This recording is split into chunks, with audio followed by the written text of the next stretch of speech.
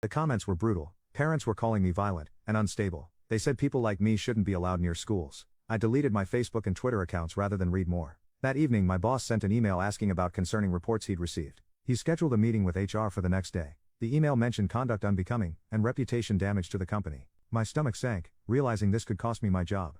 2 days later, I met with attorney Dimitri Lawson about the property damage charges. His office was downtown in a tall building with leather chairs. He listened to my story and took notes on a yellow pad. He said we could argue extreme circumstances but warned me the principal had political connections. He started talking about plea deals and reduced charges. I wasn't ready to hear about accepting guilt for trying to save my daughter, but he said fighting it could make things worse for Lila's case. Meanwhile, Lila had her first appointment with therapist Samara Green. I drove her there and waited in the car while she went inside. The session was mostly paperwork and safety assessment, according to what Lila told me after, but Samara taught her some breathing exercises for panic attacks. She showed Lila how to ground herself when the fear got too strong. 3 days passed before a man named Cullen Burgess called from the district office. He said he was the Title IX coordinator and needed to discuss the alleged incident at the school. The way he kept saying alleged and reported made my stomach turn. I asked what they were doing to keep Lila safe right now. He told me everything had to follow proper process, and they couldn't rush to judgment. I hung up harder than I meant to. The next morning, the school sent certified letters saying the 3 boys couldn't contact or come near Lila. But that same afternoon, Lila's phone buzzed with an Instagram message from a fake account. "You ruined everything,"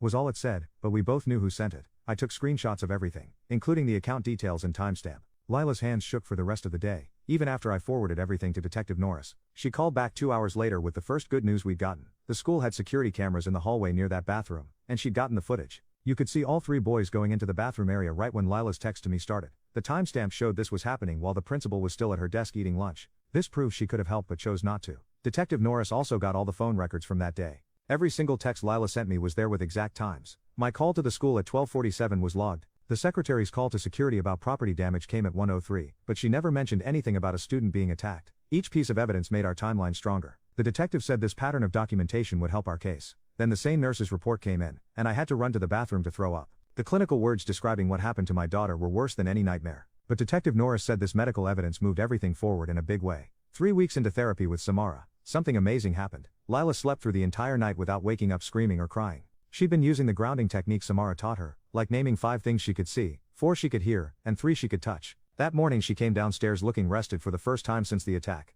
We celebrated quietly with her favorite blueberry pancakes and didn't talk about why it was special, but we both knew this was huge. Detective Norris had been busy with subpoenas and called with big news. She got the principal's phone records from that day, showing multiple calls coming in during her lunch break that she didn't answer. The records proved she was lying about not knowing there was an emergency.